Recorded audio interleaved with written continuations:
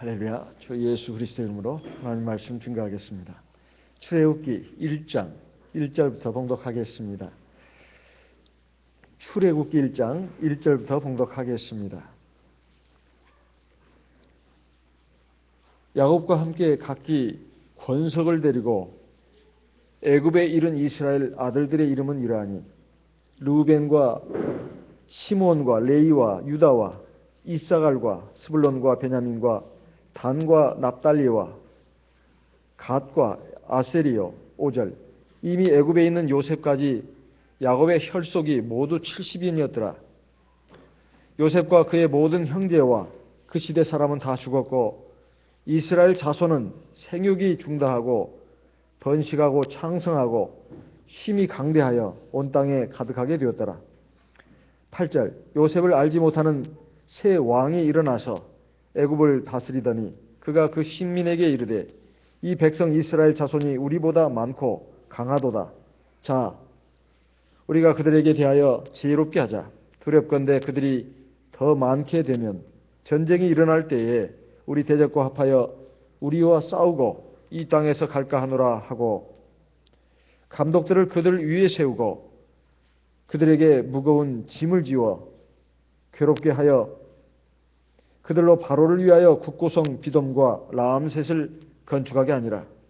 12절. 그러나 학대를 받을수록 더욱 번식하고 창성하니 애굽 사람이 이스라엘 자손을 인하여 근심하여 이스라엘 자손의 역사를 엄하게 하여 고역으로 그들의 생활을 괴롭게 하니 곧 흙 이기기와 벽돌 굽기와 농사의 여러 가지 일이라. 그 시키는 역사가 다 엄하였더라. 15절. 애굽 왕이 히브리 산파 십부라라 하는 자와 부하라 하는 자에게 일러 가로되 너희는 히브리 여인을 위하여 조산할 때에 살펴서 남자여든 죽이고 여자여든 그는 살게 두라. 17절. 그러나 산파들이 하나님을 두려워하여 애굽 왕의 명을 어기고 남자를 살린지라. 애굽 왕이 산파를 불러서 그들에게 이르되 너희가 어찌 이같이 하여 남자를 살렸느냐. 19절. 산파가 바로에게 대답하되 히브리 여인은 애굽 여인과 같지 아니하고 건장하여 산파가 그들에게 이르기 전에 해산하였더이다 하며 하나님이 그 산파들에게 은혜를 베푸시니라. 백성은 생육이 번성하고 심히 강대하며 산파는 하나님을 경외함으로 하나님이 그들의 집을 왕성케 하신지라. 22절 같이 읽어보겠습니다. 그러므로 바로가 그 모든 신민에게 명하여 가로되 남자가 나거든 너희는 그를 하수에 던지고 여자애든 살리라 하였더라. 하나님의 진리 말씀 안에서 물과 성령으로 거듭난 우리 성도들의 인생을 구약의 이스라엘 백성들과 비교해가지고 다른 말로 표현한다면 어떻게 말할 수 있을까요? 죄악 세상을 상징하는 애굽에서 벗어나와 가지고 광야 같은 인생길을 걸은 다음에 하나님이 약속하신 가나안 땅 바로 천국에 들어가는 삶이 바로 우리 성도들의 삶이라고 말할 수 있겠습니다. 이러한 하나님의 백성들의 여정을 갖다가 출애굽기를 통해서 우리는 잘 살펴볼 수가 있습니다. 사실 창세기에 이어서 이 출애굽기는 모세의 5경 가운데 두 번째 책으로서 위치하고 있습니다. 당연히 저자는 모세지만은 모세 스스로의 생각을 기록한 것이 아니라 하나님의 성령의 감동을 입은 사람으로서 도구로서 하나님의 펜이 돼가지고 쓴 책이니까 결국은 하나님의 저작이라고 할 수 있습니다. 이 출애굽기는 주전 1446년에서 1406년에 그러니까 40년 동안의 그 광야 생활 기간 동안에 모세가 기록한 것으로 전해지고 있습니다. 창세기에 이어지는 이 성경인 이 출애굽기, 어떻게 해서 이 출애굽기라는 이름이 붙게 됐는가? 원래 이 출애굽기라는 이름이 성경에 있었던 게 아닙니다. 원래 구약 성경은 거의 대부분이 히브리어로 쓰여진 경전입니다. 거의 히브리어로 쓰여진 경전이 바로 이 구약 성경인데 거기에서 두 번째 책, 이 출애굽기, 원래 출애굽기라는 이름은 없었습니다만은 이것을 갖다가 헬라어의 학자들이 헬라 말로 번역을 했습니다. 그것을 70인 경전이라고 합니다. 70인들의 그 유대인 학자들이 70인의 유대인 학자들이 이것을 헬라 말로 바꾼 성경을 갖다가 70인역이라고 그래요. 70인역. 그 70인역을 만든 성경을 만든 그러니까 말을 히브리 말에서 그리스 말로 바꾼 구약 성경 신약 성경은 그리스어로 되어 있지 않습니까? 그래서 구약 성경도 그 당시에 세계어인 그리스어로 바꾸는 작업을 했는데 그 유대인 학자들이 했습니다. 그 유대인 학자들이 이 히브리어로 되어 있는 구약 성경을 헬라 말, 즉 그리스 말로 바꿔서 만든 성경이 바로 70인역 성경인데 거기에 그 구약 성경을 갖다가 이름을 붙이는 과정에서 특히 이 두 번째 책을 갖다가 출애굽기라고 했습니다.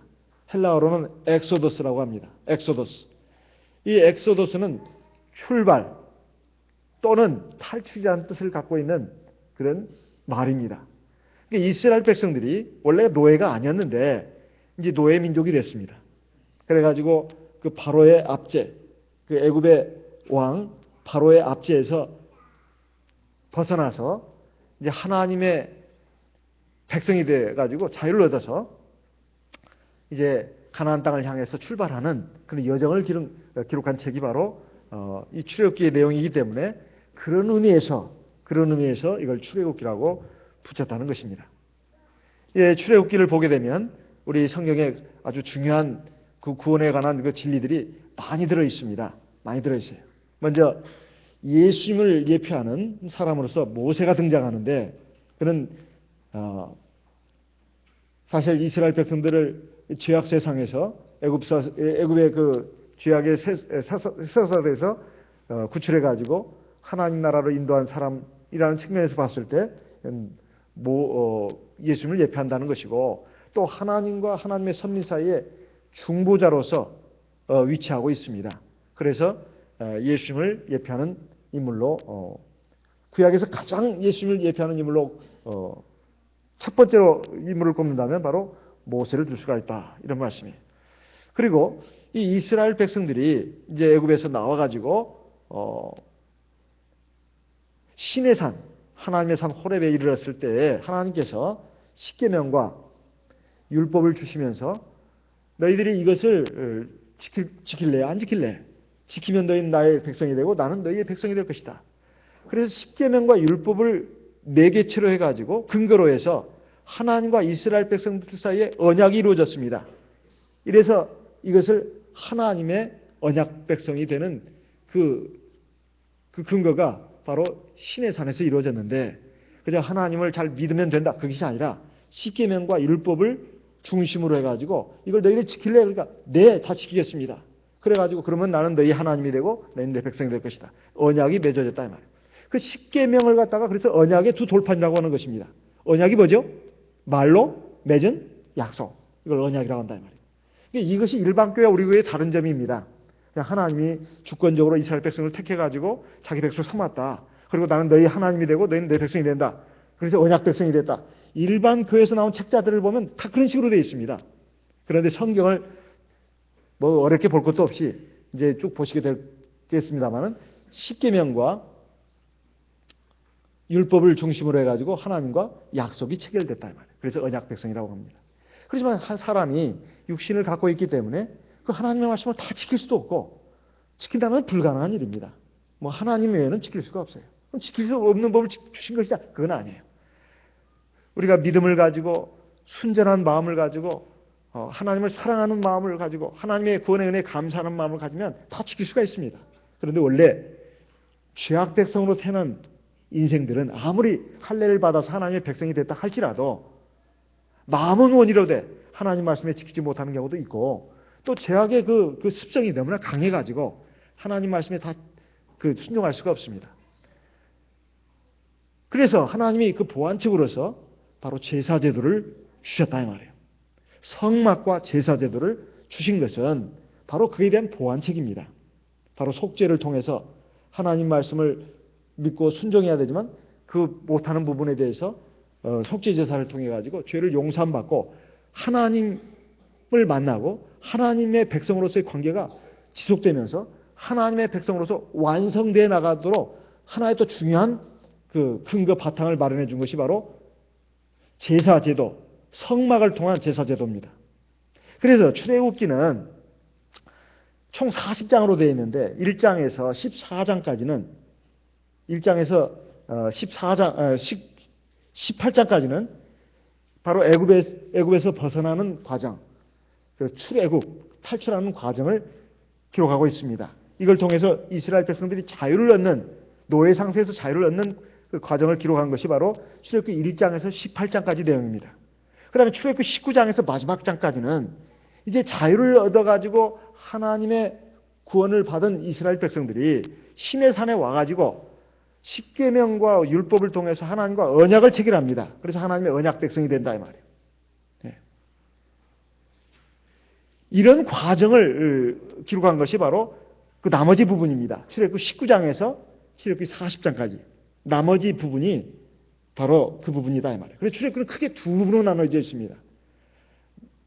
노예에서 하나님의 자유로운 백성이 되는 그 관계, 그 과정, 자유를 얻는 과정. 그리고 이제 하나님의 언약 백성으로서 율법을 받고, 십계명과 율법을 받고, 성막을 통한 제사 제도가 주어지는 그런 그 과정.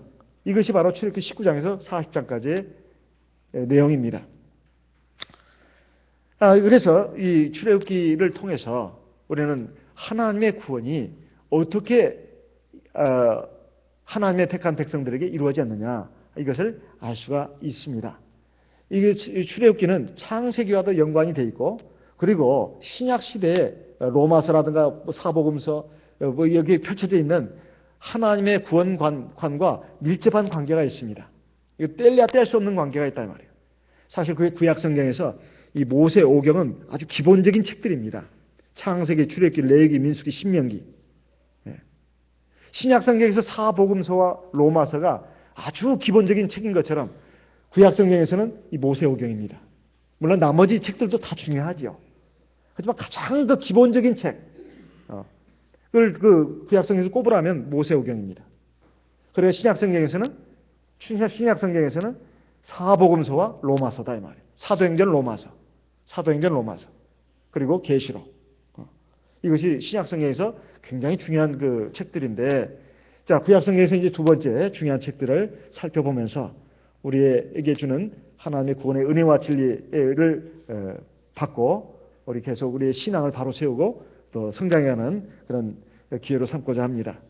먼저 출애굽기 1장 1절부터 보게 되면 이제 하나님께서 하나님의 백성들을 어떻게 만드셨는가 하는 것이 잘 나와 있습니다. 1절에 7절까지 말씀을 보게 되면 애굽에서 한 400여 년간 살았던 야곱의 자녀들, 요셉이 애굽의 총리 대신이 되면서 요셉의 나머지 11 형제들 그리고 야곱 완데 그때 남자만 해서 혈속일 다 해가지고 70명이라고 지금 기록하고 있습니다. 5절에 보게 되면 여기에 보게 되면 야곱과 야곱의 11 아들 그리고 그의 직계 손자들 뿐만 아니라 요셉과 그의 아들들까지 포함한 숫자입니다. 70인이었다 이렇게 나옵니다. 그런데 지금 출애굽기에 전개되는 내용은 요셉과 그 모든 형제 그 시대 사람은 다 죽었다고 나와 있습니다. 그래서 7절에 보게 되면 이제 생육이 중다하고 번식하고 창성해가지고 심히 강대해서 온 땅에 가득하게 되었다 이렇게 나오고 있습니다. 어느 정도 인구가 됐는가? 약 장전만 60만 명이라고 기록하고 있어요. 출애굽할 때 이스라엘 백성들의 숫자가 장정, 유아를 뺀 숫자입니다. 유아는 남자든 여자든 다 빼고 여자 빼고 장정만, 남자만 60만 명이 됐다고 나와요. 출애굽기 12장 37절 말씀을 보겠습니다. 출애굽기 12장 37절, 출애굽기 12장 37절, 이스라엘 자손이 람세스에서 발행하여 숫곳에 이르니 유아 외에 보행하는 장정이 60만 명 가량이요. 그러니까 장정난 60만 명이면 전체 숫자는 얼마일 것인가? 여기에 대해서는 신교든 구교든 뭐 교단과 교파를 막론하고 다 최소한 200만 명이라고 보고 있습니다. 그러니까 200만 명이면 어마어마한 숫자입니다. 어마어마한 숫자예요. 그러니까 하나님이 야곱의 자손들을 갖다가 이렇게 번성하게 해주셨다는 거예요. 200만 명. 이건 지금부터 수천 년 전에 200만 명이라면 이건 어마어마한 숫자입니다. 오늘날 유대인들이 전 세계적으로 약 850만 명에서 870만 명 정도 있다고 알려져 있습니다. 그럼 지금도 수천 년 전에 이스라엘 민족이 200만 명이나 됐다고 같으면 이건 어마어마한 숫자입니다. 오늘날로 말하면 이건 수천만 명이죠. 그 어마어마한 숫자들이 하나님의 은총 가운데서 이렇게 번성하게 됐다는 것입니다. 그런데 이제 하나님께서 이제 자기 백성들을 갖다가 이제 애굽에서 이끌어내시는데 그 과정이 있다 이 말이에요. 바로 거기 8절 이하에 나와 있습니다. 요셉을 알지 못하는 새 왕이 일어나서 애굽을 다스리더니 그가 그 신민에게 이르되 이 백성 이스라엘 자손이 우리보다 많고 강하도다. 지금 그 고대 역사를 기록한 그 책들을 보게 되면 이런 내용이 나옵니다. 요셉이 애굽의 총리 대신일 때 애굽을 다스리는 왕, 애굽의 왕을 바로라고 합니다. 보통 학생들 학교에서 파라오라고 배웁니다. 파라오. 이게 성경에는 바로라고 나오죠. 바로. 파라오입니다. 파라오. 바로가 어떤 왕이었나 하면은 요셉과 같은 셈족 계열의 왕이었다는 것입니다. 그러니까 크게 그렇게 이질감을 느끼지 않는 그런 왕이었습니다. 더군다나 자기 나라, 자기 민족을 구원한 사람이 바로 요셉이니 또 같은 민족 계열이다 이 말이에요. 셈족 계열이다 이 말이에요.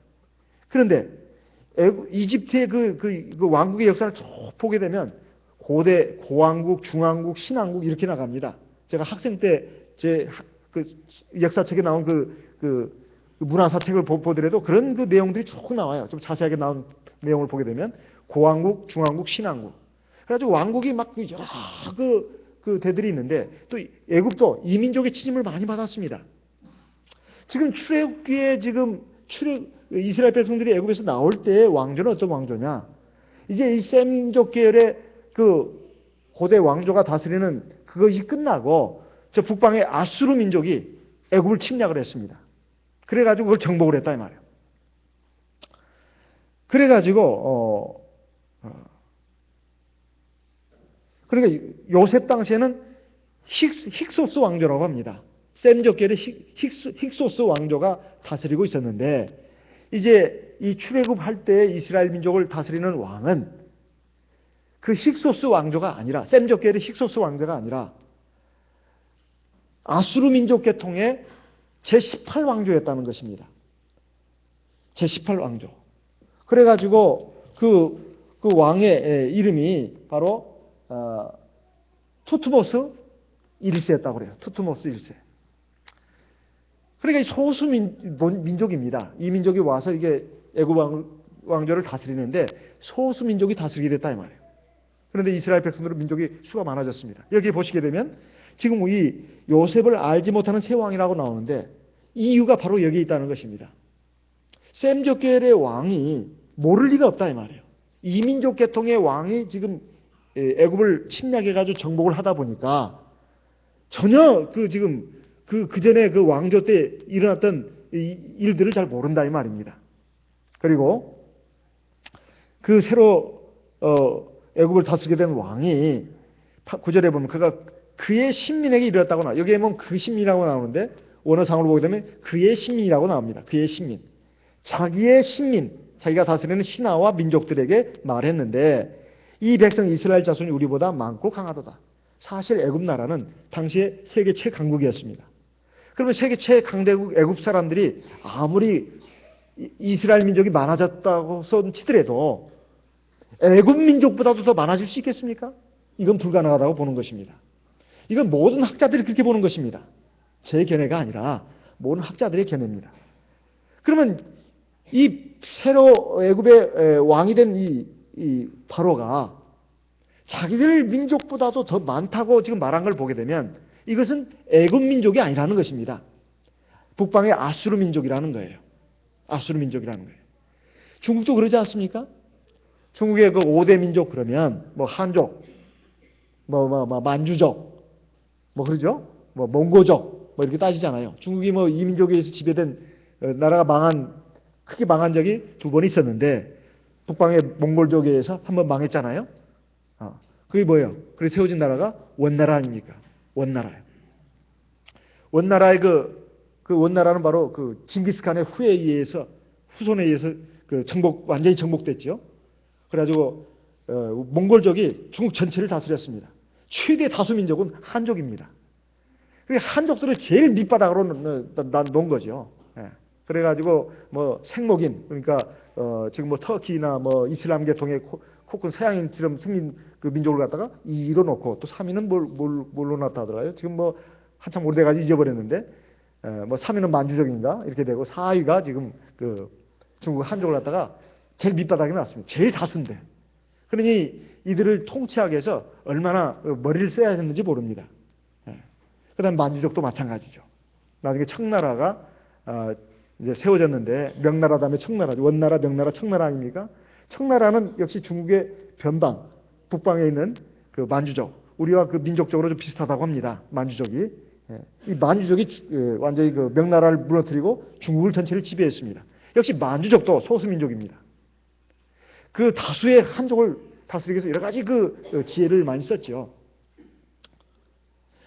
이 애굽도 마찬가지입니다. 애굽도 마찬가지예요. 순수 애굽 민족들이 이집트를 지배한 것이 아니라 이민족의 침략도 몇 번 받았는데 그때가 한 번이 그 중에 한 번이 언제냐 하면은 바로 이스라엘 민족이 애굽에서 나올 때 이때 아수르 민족 계통의 그 왕조가 제18왕조가 바로 들어섰던 때입니다. 그때의 왕은 투트모스 1세라고 합니다. 그래서 자기들 그 소수 민족보다도 이스라엘 민족이 너무 수가 많아지니까 그걸 두려워했다 이 말이에요. 그래서 이들을 가만히 내버렸다가는 여기 지금 우리의 그 지배를 받고 있는 애굽 민족과 결탁을 하든지 아니면 그 외부의 이 민족들과 결탁을 해가지고 전쟁이 일어날 때 우리를 공격하지 않겠느냐 이런 그 뜻입니다. 그랬을 때 얼마나 우리가 큰 공경에 빠지게 되겠느냐. 그리고 지금까지 이 이스라엘 민족들이 굉장히 건강하고 또 능력이 있어가지고 노동력에 큰 그 힘이 됐는데 이들이 일거에 빠져나가게 되면 우리는 얼마나 큰 손실이겠느냐. 그래서 이들을 어떻게든지 붙잡아두고 어떻게든지 우리 노예민족으로 완전히 삼자. 그런 의도하에 이런 지금 대탄압이 시작되는 것입니다. 그런데 하나님은 참 이 역사의 주인이시라고. 그래서 히스토리를 역사라고 하는데 히스 스토리라고 보통 합니다. 그의 이야기. 그때 보통 히스 할 때 영어의 H를 갖다가 대문자로 쓰기도 합니다. 인간이 역사의 수로바퀴를 움직이는 것 같지만 사실은 그 배후에 하나님이 계신다는 거예요. 인간이 아무리 지혜와 또 능력을 발휘해가지고 또 자기 욕심으로서 막 싸우고 쟁취하고 또 밀어내고 죽이고 이러는 것 같지만 사실은 그 배후에 하나님의 손길이 있다. 이런 말씀입니다. 즉 이 이스라엘 민족이 지금 여기서 강대하게 된 것도 하나님의 역사입니다. 하나님의 역사예요. 더군다나 고센 땅에서 그 애굽의 그 분리된 지역, 목초 지역에서 목축업을 하면서 그들은 아주 안전지대에서 자기 민족의 고유성, 신앙을 지키면서 하나님의 그 백성으로 이렇게 성장할 수가 있었던 거예요. 이게 하나님의 섭리입니다. 이게 하나님의 섭리예요. 그것도 아주 물질이 풍부하고 그리고 여유롭고 그리고 그 간섭받지 않는 그 환경에서 수가 많아지도록 하나님께서 특별히 은총을 베푸신 거예요. 그런데 만약에 그렇게 내버려 두면 어떻게 될까요? 아유, 애굽 나라가 좋네. 우리 여기서 천년만년 살자. 아무리 하나님이 우리에게 우리의 조상 아브라함, 이삭, 야곱에게 가나안 땅을 유업으로 주신다고 하셨어도 우리가 굳이 거기까지 갈 이유가 뭐가 있냐? 우리는 여기가 좋지 않냐?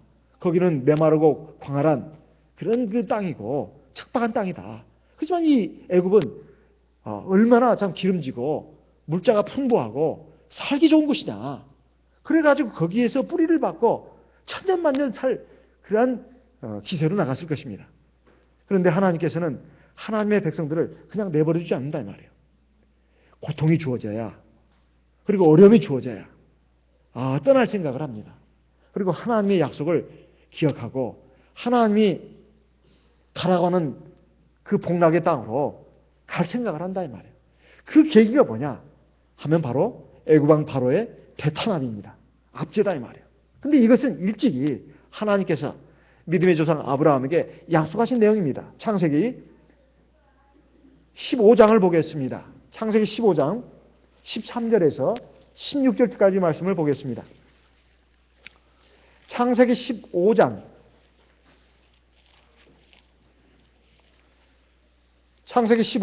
13절부터 보겠습니다. 여호와께서 아브라함에게 이르시되 너는 정령이 알라. 네 자손이 이방에서 객이되어 그들을 섬기겠고 그들은 400년 동안 네 자손을 괴롭게 하리니. 14절 그 섬기는 나라를 내가 징치할지며 그 후에 네 자손이 큰 재물을 이끌고 나오리라. 그 다음에 16절 네 자손은 4대 만에 이 땅으로 돌아오리니 이는 아모리 족속의 죄악이 아직 관영치 아니함이니라 하시더니, 지금 하나님께서 400년 전에 아브라함에게 말씀하신 내용입니다. 참 신기하죠? 하나님이 아브라함에게 이 말씀하신 내용이 400년 후에 성취되었습니다. 근데 그 내용에 너무 딱 들어맞는 거예요.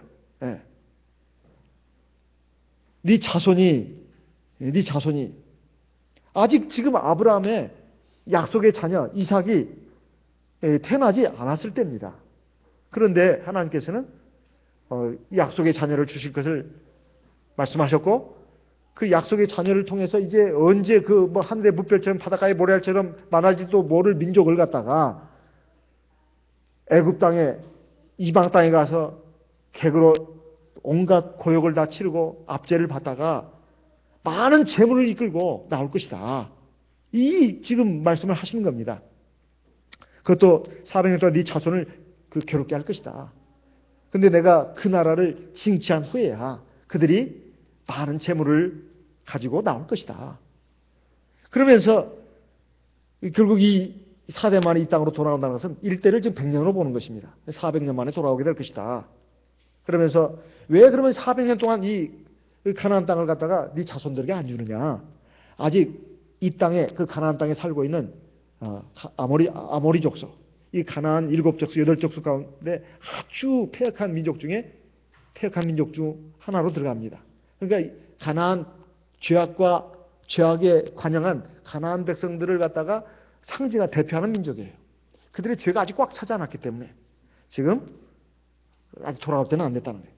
그때 하나님께서 이스라엘 백성들을 이제 이끌고 오시면 이 가나안 족속들은 다 이제 멸망을 시켜야 된다.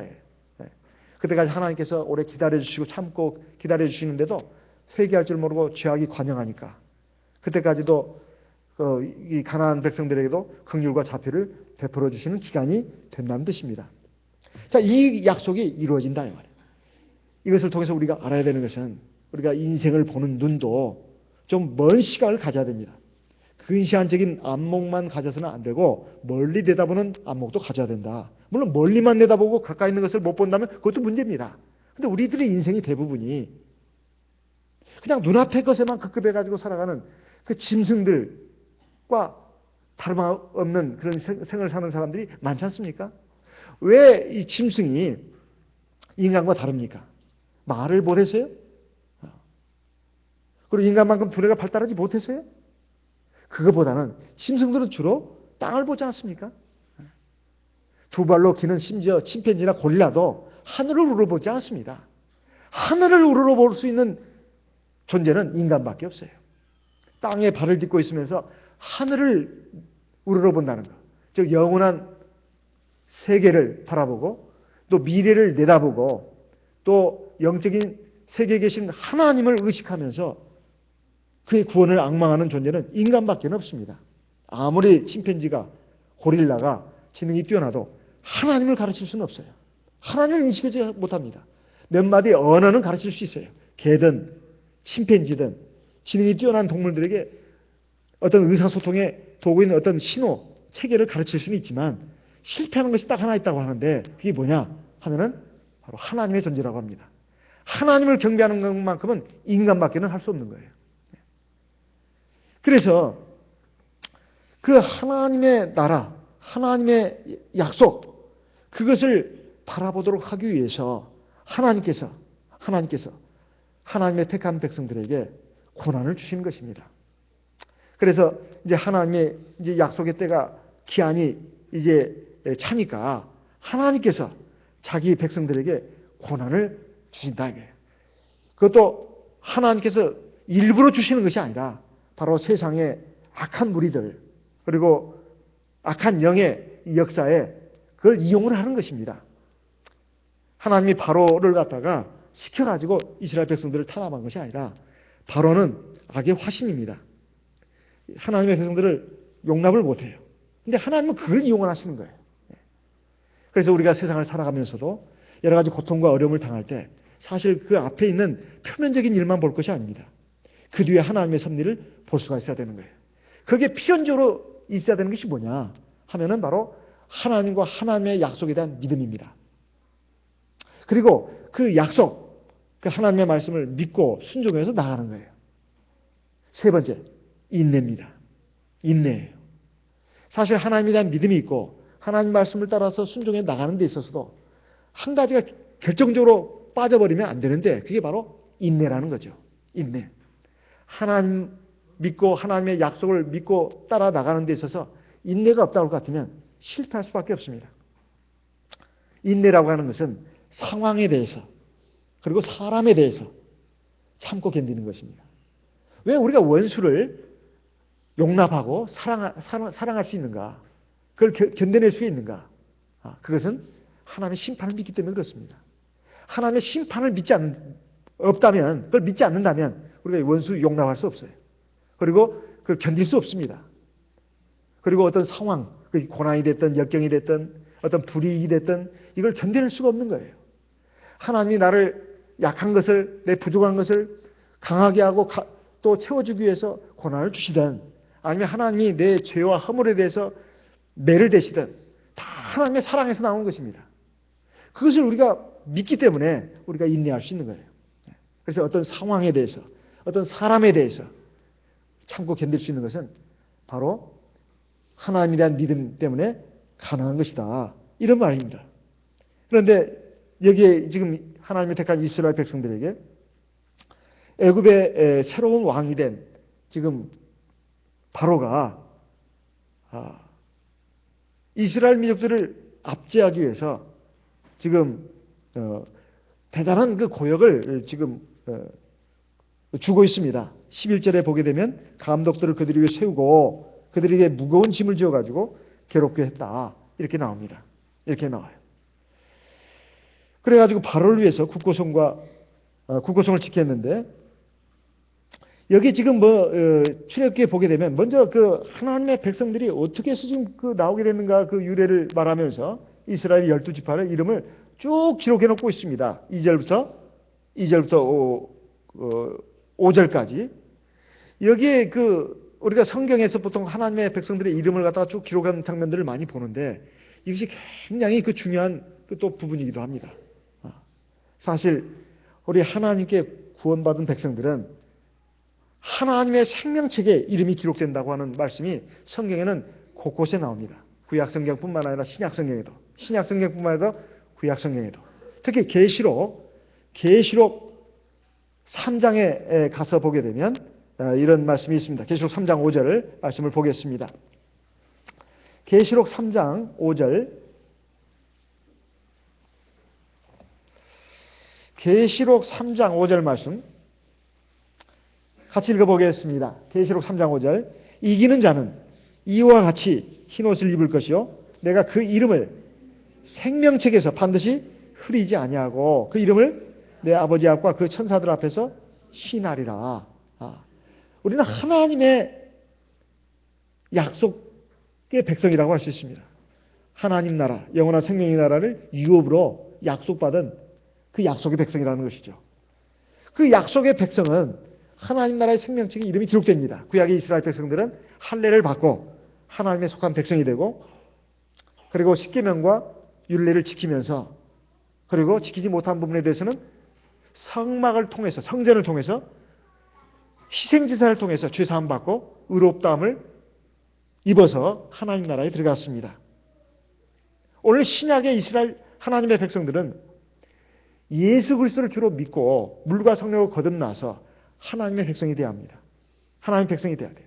그래서 성령의 인도하심을 따라 우리가 믿음으로 하나님 말씀을 순종해서 끝까지 이 신앙의 길, 진리의 길을 끝까지 걸어가면 우리도 구원에 이를 수가 있습니다.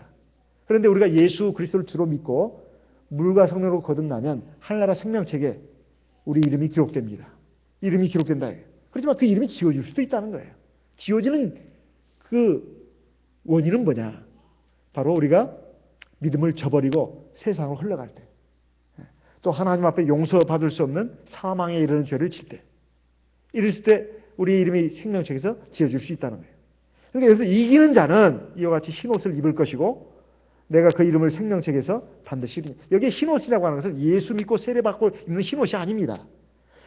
흰옷은 계시록에 보면 두 종류가 나오는데 세례받고 입는 흰옷도 있지만 완전한 승리자가 됐을 때 입는 흰옷이 있다 이 말이에요.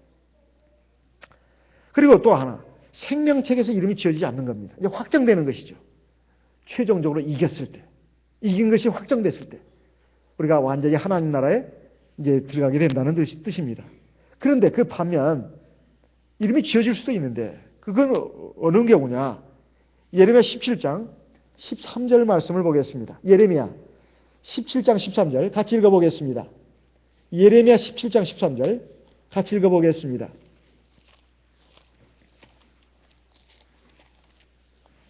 예레미야 17장 13절 같이 읽어보겠습니다. 이스라엘의 소망이신 여호와여, 무릇 주를 버리는 자는 다 수치를 당할 것이라. 무릇 여호와를 떠나는 자는 흙에 기록이 되오리니 이는 생수의 근원이신 여호와를 버림입니다. 이건 하나님의 백성을 대상으로 해서 주신 말씀입니다. 하나님 백성 가운데 생수의 근원이신 여호와를 버리고 떠나가면 그 사람의 이름은 흙에 기록이 된다는 거예요. 이게 뭐예요? 하늘의 이름이 기록이 돼야 되는데 흙의 이름이 기록된다는 것은 구원받지 못한다는 뜻입니다. 구원받지 못한다는 뜻이에요. 그래서 모세도 범죄한 이스라엘 백성들의 중보자가 돼가지고 하나님 앞에 그들의 사죄를 위해서 기도할 때 하나님 앞에 기도하기를 이 백성들의 죄를 사하여 주십시오. 그렇지 않을 것 같으면 저의 이름을 하나님의 생명책에서 지워주십시오. 사실 모세가 어떻게 하늘나라의 생명책에 있다는 것을 알았을까요? 그것은 모세가 시내산에서 하나님과 4주일간 대면하면서 하나님으로부터 온갖 그 말씀을 다 들었습니다. 그러니까 하늘나라에 생명책에 있는 것도 다 알게 됐다 이 말이에요. 그러니까 그 말을 한 것이죠. 어떻게 모세가 하늘나라 생명책에 자기 이름이 기록된 것도 알고 있으며 그 이름을 좀 지워달라고 지워질 수 있는 것도 왜 어떻게 알았냐 이 말이에요. 출애굽기 32장 31절에 2절에 있는 말씀입니다. 이 백성의 죄를 사하여 주지 않으면 차라리 제 이름을 하나님의 생명책에서 지어달라고 이렇게 말하고 있습니다. 그러니까 생명책에 기록된 하나님의 백성들의 이름은 하나님 나라에 들어갈 때까지 그게 확정된 것이 아니다 이 말이에요. 하나님 나라에 들어갈 때, 즉 자기 육신의 생명이 끝난 날까지 믿음으로 순종하고 인내로서 그 길을 끝까지 잘 걸어가야 된다. 중도에 탈락하고 실패하면 이름이 지어지게 되어 있습니다. 그냥 끝 이렇게 된다. 끝. 그래서 우리가 믿음의 길을 끝까지 잘 달려가는 것이 굉장히 중요하고 하나님 나라의 생명책에 우리의 이름뿐만 아니라 우리의 삶의 모든 기록이 다 기록이 됩니다. 다 기록이 된다. 이번에 전도 세미나에 우리 그 교회에서 다녀왔습니다. 그렇게 보니까 오늘 그 뭐가 날아왔는데 보니까 시속 100km 구간에 120km 달린 구간이 조금 있었나 봐요. 20km 초과 그래가지고 벌금 딱 3만 원 딱 뛰어 날아왔어요. 세상에나 인간이 만든 그 요물단지 그 기계 그 기록까지 딱 해가지고 차 남바까지 이렇게 딱 사진 딱 찍혀가지고 나오는 걸 보고 정말 놀랐습니다. 인간이 만든 기계도 이렇거늘 하나님의 그 책에는 우리 인간의 모든 삶이 다 기록되는 것입니다. 그래서 우리가 지금 뭐 말레이시아 항공기가 뭡니까 인도양 어디 뭐 바다에 떨어져 가지고 뭡니까 블랙박스 찾는다고 지금 난리지 않습니까? 그러면 비행 기록이라든가 그 안에서 비행 조종사 칸에서 나눈 대화들이 그냥 다 들어있다고 하잖아요. 인간이 만든 기계인데도 이렇게 놀랍습니다. 놀랍다 이 말이에요. 몇 년 전, 몇십 년의 기록도 컴퓨터상에 한번 기록되면 그거 다 복원할 수도 있는 이 놀라운 지혜, 인간이 가지고 있는데 그 인간을 만드신 분이 하나님이십니다. 그래서 우리가 살아가면서 믿음으로 살다가 낙심하는 부분도 많이 있습니다. 또 괴로움을 당하는 경우도 있어요. 하지만 그것을 이길 수 있어야 합니다. 그리고 내가 죄를 져도 악을 행해도 하나님이 나에게 아무 반응도 안 보이고 나를 내도 안 되고 그런 것에 대해서 아주 자신만만하고 그리고 아주 그냥 오만방자하게 있으면 안 됩니다. 하나님이 기다려 주시는 거예요. 참고 그냥 넘어가 주시는 겁니다. 내가 철이 들 때까지. 하지만 하나님 결정적인 순간에는 반드시 매를 대게 돼 있어요. 우리의 교만함, 어리석음, 그리고 게으름, 악함. 하나님의 백성으로서 하나님 나라에 들어올 백성으로서 여러 가지 문제가 있을 때 하나님이 매를 대신다 이 말이에요. 그래서 우리를 깨우치기 위함입니다. 우리 미워서 그러는 게 아니다 이 말이에요. 그래서 이 세상에서 우리가 이 신앙의 길을 걸어가면서 인생의 길을 걸어가면서 여러 가지 어렵고 힘든 일을 만나고 또 즐거고 유쾌한 일을 만나는 그 자체가 중요한 것이 아닙니다. 사실은 하나님은 자기 백성들을 정말 사랑하십니다. 그 궁극적인 목적은 하나님 나라에 불러들이는 거예요. 그리고 영원한 나라를 우리에게 유업으로 주시는 것입니다. 그래서 우리가 세상을 살아갈 때 사실 여러 가지 그 어렵고 힘든 일은 나를 바로 세우기 위한 것이다. 그리고 내가 세상의 죄악에, 세상의 무상 안일에, 세상의 향락에, 또 허망한 세상살이에 빠지지 않도록 하기 위해서 하나님께서 나를 이리저리로 이렇게 늘 노심초사하게 하고 그리고 긴장의 끈을 놓지 못하도록 이렇게 하시는 것입니다. 이건 하나님의 지혜입니다. 하나님의 사랑이다 이 말이에요. 이걸 우리가 알아야 되겠습니다. 과연 이 고역으로 인해서 이스라엘 백성들은 탄식하게 됩니다. 그리고 하나님을 향해서 부르짖게 돼 있다 이 말이에요. 부르짖게 되었습니다. 그래서 결국 하나님의 구원의 그 손길이 이스라엘 백성들에게 펼쳐지게 되고 이스라엘 백성들은 그 하나님의 손길을 붙잡고 애굽을 나오게 됩니다. 이런 과정이 바로 이제 출애굽기 전반부에 나오고 있습니다. 다음 시간을 통해서 우리 계속해서 살펴보고 은혜를 받도록 하겠습니다. 아직 출애굽기 1장이 좀 전반적 부분까지 했는데 후반적 부분은 다음 시간에 좀 살펴보도록 하겠습니다. 이 시간 들으신 말씀을 마음에 새기면서 우리 하나님 앞에 기도하겠습니다. 나와 내 가정 하나님 앞에 믿음에 바로 서고 우리 하나님의 온전한 백성으로서 살아갈 수 있도록 이끌어 주십시오. 그리고 짧고 허무한 이 인생 기간 동안에 내가 하나님 나라에 들어갈 준비도 하고 또 이 짧은 인생을 하나님 보실 때 참 값진 그리고 보석같이 빛나는 인생으로 살 수 있도록 이끌어 주시옵소서. 다 같이 하나님 앞에 기도하도록 하겠습니다. 다 같이 기도하겠습니다.